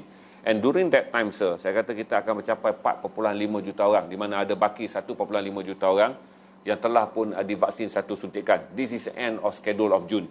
Saya kata when the schedule July coming in, saya kata saya ada keyakinan akan ada lebih kurang dalam 5 juta orang akan mendapat 2 suntikan vaksin, dan kita ada lebih kurang dalam 8 juta orang yang telah mendapat 1 suntikan vaksin. Dia kata dekat dia, dia nyala, dia onkan handphone dia. Dia kata, can you repeat one more time? It's easy for me to WhatsApp to my friend, to my family. Saya terpaksa cakap sekali lagi, tuan-tuan, dalam bahasa Malaysia. Saya kata, okay. Dia kata, okay, no problem. Semua orang faham. Saya explain lah. Explain depan saya, tuan-tuan, dia forward WhatsApp tu kepada grup WhatsApp family dia. Dan dia kata, now easy. Dia kata, saya dah dapat jawapan untuk meredakan kemarahan anggota keluarga saya kepada kerajaan kerana dia anggap kata seolah-olah vaksin tu sebenarnya Malaysia belum beli pun, belum ada perjanjian pun. Kerajaan ni tipu menjanji-janjikan. Jadi kelemahan dalam informasi yang sampai kepada masyarakat Cina adalah informasi penjadawalan, di mana ada spin mengatakan wujud daripada kerajaan sekarang penipuan tentang pemilikan vaksin sedangkan kita tak ada pemilikan vaksin. Senang saya explain sebab datanya ada, faktanya ada. Berbanding kalau saya berjumpa dengan keluarga Melayu, macam saya kata kawan saya tadi ni yang nak balik ni, yang pagi-pagi datang saya belanja mi goreng, duduk dan berbual saya 45 minit nak fine tune kerana dia ambil cuti hari ni, tuan-tuan, untuk balik dan nak convince ibu bapa dia. Jadi saya bagi tahu dengan dia dengan bahasa yang bagus, awak tak boleh guna bahasa abang waktu stream. Kerana bahasa yang abang gunakan waktu stream adalah bahasa dinamik yang tak relevan untuk bercakap kepada kumpulan yang tenggelam dalam retorik. So saya bagi dia dinamik baru. Dinamik baru adalah bagi tahu kepada ibu bapa dia adalah dengan mengatakan ini adalah begini,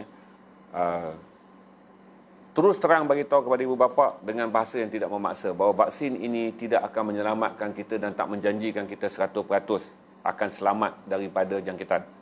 Tapi vaksin ini disahkan. Saya kata kena cakap dalam bahasa tersederhana, jangan bagi over promise, kerana over promise akan melihat kamu sebagai alatan kerajaan untuk balik meyakinkan mak ayah kamu percaya dengan agenda kerajaan, kerana kerajaan pun dah bagi over promise. Dia bercakap dengan dalam bahasa yang rasional je, dengan sekurang-kurangnya apabila mak diserang penyakit ni, mak tak akan mengalami kerosakan paru-paru yang teruk, mak tak akan mengalami kerosakan buah pinggang, di mana dua elemen serangan yang paling besar oleh COVID-19 ni dia rosakkan paru-paru dan rosak buah pinggang. Memang tak ada jaminan mak akan totally negatif dan totally immune. Yang kedua, saya kata bagi tahu kepada mak, kalaulah mak tak nak kerana mak tak percaya, tapi sekarang apabila mak dijangkiti, mak akan menjejaskan orang lain pula, jiran kita, adik-beradik kita. Nanti kalau mak balik jumpa dengan nenek pula, mak akan menjejaskan pula orang lain. Jadi bagi tahu pada mak, sedikit mak kena fikir bahawa mak mungkin orang yang pentingkan diri sendiri kerana nak mempertahankan pandangan mak tentang vaksin ni. Yang kedua, saya kata senang je, kata bagi guna balik ujah kepada mak. Jadilah warga negara yang baik mak untuk sekali ni suntik vaksin, dan bagi tahu dengan mak kerana mak dia berusia lebih kurang dalam 48 tahun. Jadi saya kata bagi tahu senang je dekat mak bahawa mak adalah generasi BCG dan mak adalah generasi suntikan polio. Kalau dulu mak maksudnya atuk engkau percaya kata bunga cengkeh dan air nyok ni boleh menyelesaikan masalah mak, kenapa datuk dan nenek dulu benarkan mak disuntik BCG ketika ke sekolah rendah? Kenapa datuk dan nenek benarkan mak disuntik vaksin polio ketika sekolah rendah? Kenapa datuk dan nenek tak kata itu adalah vaksin yang ada babi? Kerana pada waktu tu, tuan-tuan, pengetahuan orang Melayu tentang sains lagilah rendah. Tapi mak ayah, macam saya, mak ayah saya membenarkan saya divaksin di sekolah. Sebab dulu kan vaksin kena sign satu dokumen surat untuk kita disuntik. Jadi tuan-tuan, saya kata kalaulah bagi tahu dengan mak, atuk dan nenek kau, dia kebetulan pula tu kedua-dua atuknya telah meninggal. Atuk dan nenek dulu memberi komitmen penuh untuk memastikan mak selamat sebagai kanak-kanak daripada jangkitan polio yang boleh menyebabkan kecacatan di mana tubuh boleh menjadi cacat kekal. Dan atuk bagi mak ambil kebenaran untuk mendapat suntikan cacar supaya mak tak mati akibat jangkitan campak air. Kenapa mak tak pegang, kata mak yang lebih terdidik dalam era sekarang ni menerimanya? Sebab saya kata vaksin ni juga adalah vaksin yang sama seperti mana yang kita dah lalui dulu. Itu yang saya jelaskan. Sebab saya kata susah untuk, kerana kita kan mitos orang Melayu ni. Berarti macam ni tuan-tuan. Saya ambil mudah je dekat tuan-tuan. Panjang sikit tak apalah saya jawab. Saya nak ambil alegori yang paling mudah adalah jalan raya. Beli kereta, guna jalan raya. Kereta boleh dipiawai, jalan raya ada beribu kenderaan. Setiap tahun kita akan mendapat angka kemalangan dan jumlah kematian. Maksudnya angka kemalangan di Malaysia tinggi kalau mengikut jawatankuasa jalan raya. Angka kemalangan di Malaysia tinggi. Kereta yang diservis dengan baik dan dibeli dengan model yang terbaik pun terlibat dalam kemalangan. Tetapi takkanlah kita nak mengatakan bahawa jangan guna jalan raya dan jangan bawa kereta. Beli kereta mahal pun kita bawa tak langgar orang langgar kita. Mak nak guna jalan raya mak, beribu orang mati setahun. Tanpa kita menggunakan alegori dengan mengatakan bahawa bagi setiap satu kes kemalangan, ada 80,000 kes yang selamat dalam perjalanan. Berarti begini, jalan raya walaupun ada peraturan, walaupun ada undang-undang, kereta walaupun diservis dan menggunakan teknologi yang baik, tidak menjamin 100% jalan raya adalah tempat yang selamat dan tidak akan mencabut nyawa dan tidak akan mencederakan orang dalam kawalan. Kadar kemalangan kekal tinggi, kadar pembelian kereta kekal tinggi. Saya kata ambil mudah alegori itu aja. Tapi saya tak fikir alegori itu akan make sense kepada mak dia. Tapi saya kata balik cuba aja. Sekurang-kurangnya kamu dah jalankan tanggungjawab untuk merasionalkannya. Sebab saya fikir ini ramai yang dialami. Kerana saya kata ketidaksetujuan mak dia tentang satu adalah pandangan ayah dia lah tentang tentang vaksin ni adalah keyahudian dan keiluminatian. Susahlah nak buang tu, memang sangat susah. Mak dia pula ni hanya kerana kebimbangan ada kes mati. Berarti nak balik convince kepada mak. Tapi kalau nak bincang data ni payah tuan-tuan. Sebab tu saya stream dengan saudara. Saya pun tak tahu masuk atau tidak apa yang saya cakap. Kerana saya tak dilatih untuk bercakap bagaimana nak convince the mythology side. Maksudnya Bob 25 yang dikuasai the mythology side. Saya tak terlatih sebab saya tak belajar benda tu. Kalau saya belajar, saya sempat ada pakar mengajar kepada saya bagaimana berkomunikasi dengan DNA mentality orang Melayu. Yang Bob 25 dia sangat metodologi. Sangat susah. Sebab tu kan saya bagi tahu dekat tuan-tuan. Orang Melayu ni sangat ikayat sifat dia. Derhaka pada mak jadi batu. Orang Melayu lebih banyak bercakap itu hinggalah tahun-tahun terakhir. Barulah orang Melayu cakap derhaka dengan mak tak masuk syurga. Orang Melayu masih percaya tuan-tuan benda-benda yang sebenarnya sangat mitos sifat dia. Jadi agak sukar. Seperti saya fikir pada saudara kata balik pada soalan yang saudara tanya tadi itu tentang sanitasi. Saya lebih baik saudara berfikir adalah untuk berfikir bagaimana dalam tempoh yang terdekat kita nak tingkatkan angka keluarga kita yang akan pergi vaksin. Sebab kes sanitasi akan hilang begitu saja. Kalau kemudiannya kes sanitasi menjadi membazir, Wabi Zuraida akan jawab kemudian. Tak akan ada terlewat dan tak akan ada awal dalam kes sanitasi. Artinya kalau tak ada terlewat dan tak ada akan ada awal. Tapi dalam tempoh 6 minggu dan kemudian dalam tempoh 3 bulan ketika vaksin ini akan masuk banyak ke negara kita. Sekiranya orang tak pergi vaksin, terutama orang Melayu tuan-tuan, kita akan mengalami masalah kita tak boleh membina komuniti hijau. Berarti dia ada impak pada ekonomi di mana orang tak akan datang melabur di sebuah negara dan rakyatnya mempunyai kesedaran yang sangat rendah terhadap kepentingan vaksin. Orang datang melabur kerana mereka berkata kalaulah mereka bertemu 5 orang Malaysia, berarti kalau capai 50%, mereka bertemu 10 orang Malaysia, 5 adalah mereka yang tak divaksin. Ada positif untuk menyebarkan kuman. Sebab tu kalau saudara balik tadi pada pertanyaan sanitasi, saya abaikan. Kerana saya kata dia bukanlah perkara pokok. Dia jadi furuj, bergaduh tentang furuj, pandangan para pakar. Tapi perkara paling pokok adalah untuk membina sebuah negara hijau, pemvaksinan perlu dibuat. Dan kemudian kalau saudara tanya saya tentang hak asasi itu, saya kata Malaysia sebagai sebuah negara berdaulat tak tertakluk untuk mengelak daripada apa yang WHO kata.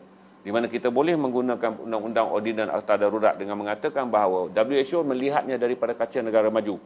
WHO ni tuan-tuan dia base di negara maju, dia tak faham ni mitologi Melayu, dia tak faham penat kita nak cerita. Pasal dalam orang putih ni tuan-tuan, dia takkan sembang lah ni agenda Yahudi.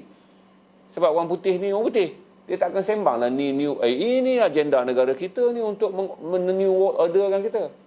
Tak, kerana agenda ni semua dia anggap agenda yang datang daripada barat untuk menindas orang yang berada di timur. Jadi di barat ni WHO boleh cakap apa saja, kerana di barat yang mereka alami adalah untuk convince adalah kadar kematian, iaitu faktor sains, yang kemudiannya faktor sains telah meningkat dengan tinggi. Apabila selepas, saya bagi tahu pada saudara, AstraZeneca hanya mencipta kematian, kes-kes kematian ketika awal suntikan. Saya bagi tahu ada 5 kes yang berlaku di Jepun, ada 10 kes yang berlaku di Denmark, dan ada 41 kes yang berlaku di England. Bagi 22 juta suntikan awal.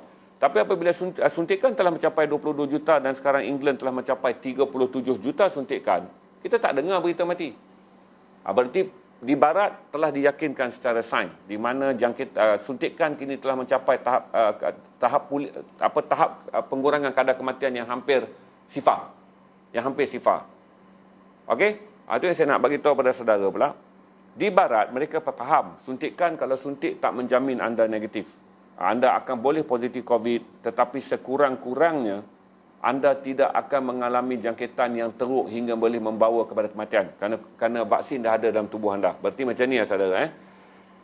Saudara tahu kenapa bumper ada pada kereta? Dia tak menjamin bila aksiden kereta tak rosak, tapi bumper memberi jaminan bahawa kerosakan kepada enjin akan berkurangan kerana bumper. Namanya bumper. Dia kawal bump tu kepada enjin. Kemudian kenapa ada beg udara? Kita pakai beg udara kerana walaupun kita aksiden, impak ke atas tubuh untuk melangi kerosakan tu. Kan selalu bila kita aksiden, steering yang membunuh manusia. Kadang-kadang kereta impak tu steering yang membunuh. Lepas tu kita pakai beg tu. Sama tuan-tuan teori dia, seperti mana kita kata bumper yang baik akan menjamin kesesaan kepada enjin apabila aksiden, dan kita percaya kepada beg angin, beg udara tu untuk mengurangkan impak. Walaupun kita dah kemalangan tuan-tuan, tapi impak untuk mengalami kehancuran di bahagian dada dan akhirnya menjejaskan jantung dan menyebabkan kematian kerana kerosakan organ dalaman akan berkurangan. Jadi tuan-tuan, membeli sebuah kereta yang brake-nya semua okey tuan-tuan, tak menjamin kita okey ketika memandu. Kereta yang mahal juga memerlukan bumper untuk menyelamatkan enjin supaya enjin tak rosak, supaya bila berlaku kemalangan enjin tak teruk, saudara tak perlu mengeluarkan kos repair yang tinggi. Beg udara akan menjadikan pemandu kalau kena pun dia tidak akan mengalami gangguan maut dalam titik panas, iaitu kerosakan di bahagian dada. Saya harap saudara dapat faham benda ni, sebab masalah dia kita hanya tahu hitam dan putih je. Aku nak baik-baik sepenuhnya. Berarti susah tuan-tuan kalau saudara fikir kata disuntik pun positif juga. Saya nak bagi tahu kepada saudara, disuntik memang positif, tetapi positifnya tak bawa saudara ke ICU. Itu kan lebih baik. Tapi masalahnya kita hanya ada 2 fikiran je. Suntik mesti pulih. Baik tak suntik kalau masih lagi positif. Susah tu kalau ritual. Sebab tu saya katakan proses berfikir adalah proses rasional. Masalah adalah kerana KBET tahap kebolehan orang kita berfikir aras tinggi sangat rendah. Sebab tu dia tak nak ambil rasional. Dia nak ambil mati atau hidup. Berkesan atau tak berkesan. Satu saya katakan kenapa perlunya kita berfikir. Kerana berfikir akan mengeluarkan kita daripada jangkaan cetek, iaitu ya atau tidak, hitam atau putih, baik ataupun pulih, sakit ataupun sihat. Tak boleh tuan-tuan. Rasionalisasi adalah pergerakan di antara 2 benda tu. Sebab tu dia ada orang akal pendek. Sebab dia hanya fikir yang pendek je, hidup atau mati, positif atau negatif, aku boleh selamat sah ataupun tidak. Kegunaan akal adalah untuk bergerak bagi merasionalisasikan benda ni. Sebab dalam hidup bukan 2 pilihan. Antara 1 dan 2 pilihan dia memerlukan pemikiran. Supaya dengan berfikirlah saudara tahu bagaimana pilihan saudara buat. Pilih A, pilih B. Pilih A dan pilih B tak boleh dibuat dengan pilihan jangka pendek. Dia mestilah ada rasional, iaitu benda yang mengisi minda saudara ketika saudara berfikir. Sebab tu saya kata proses nak rasional ni yang susah tuan-tuan. Sebab macam saya kata tadi lah, hari ni 2 pengalaman. Kawan pagi belanja saya mi. Saya tak anggap rasuah lah, dia belanja kesian lah juga, datang dengan wajah yang tu. Dan dia kata hari ni adalah hari yang dia nak jumpa keluarga dia. Dan mak ayah dia masih berdegil tak mau daftar. Dan dengan bezanya saya naik Grab tadi. Daripada SUKM dan balik ke Campbell singgah sekejap. Bagaimana saya mengalami pula masalah dalam komuniti yang disuarakan oleh orang Cina kepada saya dengan kawan saya, komuniti orang Melayu Islam. Itu je saya share dengan saya rasa dah panjang saya cakap tu. Ada soalan lagi tak? Saya bagi basic lah soalan dia. Kalau saudara pergi ke klinik kesihatan, saudara tak perlu berdiri atas nama syarikat, saudara pergi ke individu aja. Sekarang ni yang kita tengah fight, dia mungkin masuk lambat kot. Saya dah beritahu daripada awal, salah satu daripada yang mesti dipenuhi dalam PKP kali ini adalah memenuhi demand dan nasihat yang dikeluarkan oleh, saya tak tahu, dia bukan persekutuan kot, Pertubuhan Pakar-Pakar Perubatan Malaysia, yang mengeluarkan nasihat pada kerajaan Malaysia supaya ketika orang berkurung di rumah dalam waktu PKP ni, kerajaan kena banyakkan RTK, pintu ke rumah, buat swab pintu ke rumah. Dia cuma kita dapat detect sekarang. Kerana besok dia dah bergerak jadi susah. Jadi buat swab. Kenalkan pasti dulu kawasan lokaliti panas. Sebagai contohnya, Kelang tu panas. Oleh kerana di Kelang ni orang dah duduk di rumah, buatkan swab, test swab di rumah. Supaya kita dapat tangkap orang tu di rumah. Tanpa menunggu sampai satu blok flat tu dah tengok positif, barulah kita nak lokaliti, nak buat lockdown dalam flat tu. Jadi saya fikir itu yang disarankan. Jadi saya fikir kalau saranan dibuat, dia menyelesaikan masalah yang tuan sebut tadi, di mana syarikat tak akan buat, tuan-tuan. Kerana baginya kos sangat mahal. Kalau syarikat buat di private, garasi okeylah, tuan-tuan. Bukanlah saya nak kata saya baik. Sebab saya dengan staff ni, saya anggap family. Jadi walaupun 120 saya paksa. Pergi. Jack bayar. Pasal Jack jaga duit. Seller yang datang, saya tahu seller pun pendapatan dia sangat terbatas. Tak apa saya kata, seller pun kita tanggung. Tak potong pun komisen daripada jualan. Tapi tak semua orang berada dalam keadaan stable untuk menanggung benda tu walaupun kosnya RM120. Kemudian bila kita dapat juga, bila kita dapat arahan daripada pejabat kesihatan daerah, level kerana salah seorang yang pernah mengunjungi tempat kita tu, garasi ni, dia adalah positif. Maka kata pejabat kesihatan daerah, RTK dah tak boleh pakai. Kita kena pergi kepada PCR, test penuh. Tak apalah, kita keluar lagi duit, 250. Sebab tak semua majikan mampu. Saya kata bukan semua majikan jahat dan saya baik. Dalam keadaan garasi ni kita mampu. Jadi kita buat. Jadi PCR pun kita RTK pun kita sanggung, PCR pun kita tanggung. Itu saya nak jelaskan kepada saudara bahawa, tapi kalaulah jumlah pekerja mereka ramai, 40 orang, 200 orang, tak mungkin syarikat dapat buat. Sebab tu sekarang ni, oleh kerana mereka dah tak pergi ke syarikat, orang-orang ni bercuti dan balik ke rumah. Persatuan Doktor-Doktor Pakar Perubatan Malaysia ni menyarankan kerajaan menggunakan dana kerajaan buat RTK tu. Sebab kata dia, kos untuk mengeluarkan RTK lebih rendah daripada kos untuk mengendalikan penyakit apabila dia dah tersebar. Berarti dia mengambil begini, pencegahan, iaitu cegah lu, kenal pasti sebelum mereka keluar dan menyebar. Berarti buat RTK tu, rapid test tu. Kemudian dah positif, tarik keluar daripada rumah, terus pergi kepada PCR dan kurung. Jadi ini masa yang terbaik kerana semua orang tidak bergerak dan berada dalam rumah. Saya lebih cadangkan yang itu. Kerana kalau nak suruh majikan buat dengan keadaan menggunakan kos sendiri, tuan-tuan, kan saya sebut lebih awal, COVID-19 ni, kalau saya ambil macam ni, kita ada 910,000 syarikat yang berdaftar. Daripada jumlah tersebut, saya gazetkan lebih kurang 600,000. Kerana saya beritahu pada saudara, senang matematik saya. Semua syarikat yang berdaftar hanya 5% saja yang dipanggil syarikat besar.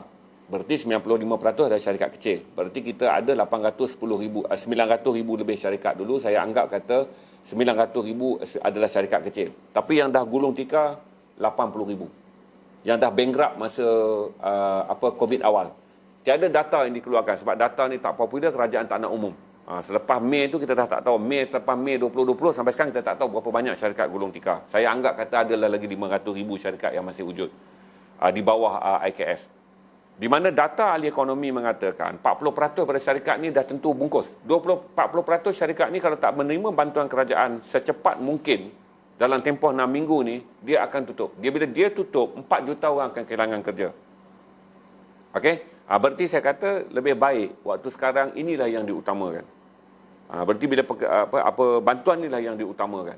Jadi bila pekerja ni berada di rumah, tuan-tuan, syarikat ni tak akan boleh bagi, nak bayar gaji pun dah tak boleh. Tuan-tuan, saya ada berurusan dengan satu syarikat besar lah, nak cerita kat sini, tak apalah, kita urusan dengan syarikat besar. Dan syarikat ni berhutang dengan garasi 6,000 lebih. Dia besar 10 kali. Dia syarikat organised by government, 10 million capital. Berhutang dengan garasi RM6,000. Minta tangguh, tuan-tuan. Sebab dia kata kalau bayar garasi tak boleh bayar gaji pekerja dia. Jadi Garasi ni terpaksa dah kata tak apalah, boleh lah. Buat macam mana, takkanlah saya nak kata. Ayat dia tu tuan-tuan, bunyi dia buat saya terus macam ni. Saya tak letak spek saya ni taklah mahal tuan-tuan. Tapi buat saya macam ni. Takkanlah saya nak kata, kau dah meniaga kau 6,000 banyak kot. Sebab jawapan dia sangat lembut. Dia kata, nak settlekan, saya tuntut dia kan hujung bulan Mei. Jadi dia kata nak settlekan dulu gaji kaki tangan dia pada bulan Mei. Jadi dia kata minta faham lah. Tapi saya tahu duitnya dah dikutip. Kalau saya tunggu bulan Jun tak dapat lah tuan-tuan. Pasal duit nak dikutip pada bulan Mei tu lah kena bayar pada saya. Berarti bulan Jun saya call lagi kan. Yang ni dia kata nak dulukan bayar duit gaji bulan Jun. Bulan Mei. Bulan Jun saya call lah, dia akan jawab pula ayat dia. Kami nak bayar gaji bulan Jun pun belum tentu lagi boleh bayar. Jadi 6,000 saya tu dah tak ada lah. Jadi saya pun cakap lah dengan Jack. Jadi sedekah je lah Jack. Pasal orang tu nak guna bayar gaji. Jadi kita anggap sedekah jariah je. Betul lah gitu lah saya kata, gambaran pada suruh-suruh syarikat swasta yang saya kata 200,000 ni. Kerana nak suruh buat lagi ujian. Kan saya sebut tadi, syarikat ni nak bayar gaji pun sekarang tengah tunggu. Perdana Menteri Pemalu Malaysia ni, PMPM. Dia Perdana Menteri Pemalu Malaysia. Dia je saja PM dalam sejarah Malaysia yang dapat 2 kali gelaran PMPM. Perdana Menteri paling pemalu, Perdana Menteri Pemalu Malaysia ni, dia tak buat pengumuman lagi. Sebab itu saya kata saya sedang stream dengan saudara untuk bagi tip je yang saya ada dengar dan saya ada analisis. Bahawa satu adalah moratorium ada. KWSP saya rasa sangat tipis peluang untuk buat keluar air sinar, air lestari. Tapi moratorium akan ada. Bantuan Wan Lansam akan ada. Dia panggil apa sekarang ni di bawah kerajaan baru, dulu panggil BRIM, saya tak banyak sangat tukar. Jadi dia panggil bantuan rumah ke rumah berdasarkan pada kumpulan yang terjejas, kumpulan rentan. Akan ada, kerana data tu dah ada dah. Yang mana dapat 1.0 dia akan dapat, cuma jumlahnya saya tak boleh ukur sebab saya bukan ahli ekonomi. Okey. Yang ketiga saya kata akan ada adalah subsidi gaji yang akan dibagi kepada sektor yang terjejas IKS tadi tu untuk mereka mengekalkan pekerja. Berarti kerajaan nak tanggung berapa saya tak tahu. Kalau kerajaan kata mereka di bawah gaji 2,000 akan menerima grant 70%. Berarti kerajaan bayar 1,300, majikan bayar 700. Bagi mereka yang di bawah skala gaji 4,000, mungkin kerajaan hanya akan tanggung lebih rendah. Kita akan tengok calculation tu. Tapi pasti benda tu akan ada. Dan yang ketiga adalah saya bagi tahu kepada satu adalah moratorium. Yang kedua adalah bantuan bersasar mengikut yang kita dah terima adalah 1.0. Yang ketiga adalah subsidi gaji. Yang lain, insentif lain kita akan lihat. Saya tak tahu berapa bilion kerana kerajaan telah berbelanja hampir 360 bilion. Bunyinya banyak tapi itu stimulasi. Saya ajar stimulasi. 360 bilion tu sebenarnya bukan semua wang tunai kerajaan. Dia telah termasuk dengan kita punya 80 bilion yang kita keluarkan daripada KWSP. Dia termasuk dengan moratorium yang telah pun dibelanjakan. Jadi kerajaan spend tak siap-siap hanya 72 bilion ya. Jadi kita tunggu pakej rancangan yang akan umum yang saya harap malam ni lah kot PM umumkan. Dan besok para majikan telah boleh bercakap dengan pekerja. Sama ada kekal bekerja kerana dah ada dana bantuan kerajaan, kita akan buat application ya. Buat application sekurang-kurangnya majikan kata ya, anda boleh bekerja. Dan kita nak tahu golongan rentan yang 2.8 juta yang tak dapat ni kerajaan nak umum berapa pula pada mereka. Tapi yang saya sahkan, saya boleh sahkan lah, saya berani. Saya ada confidence yang tinggi untuk beritahu lah ketiga-tiga perkara ini akan diluluskan. Yang lain, insentif yang lain seperti TMB kan, TMB milik kerajaan. Mungkin bil api boleh ditunggak, bil elektrik. Mereka yang tinggal di semua PBT yang milik kerajaan akan tak perlu membayar. Maksudnya di KL tak akan ambil sewa rumah. Mereka yang menyewa, peniaga-peniaga yang menyewa komplek yang dikuasai oleh kerajaan, berarti yang menyewa bangunan mara ke semua yang dimiliki oleh kerajaan tak perlu membayar sewa. Saya fikir itu hal-hal insentif tu akan wujudlah dalam pakej rancangan ni. Cukuplah kot penat. Ini paling lama ni saya stream pukul apa tadi pukul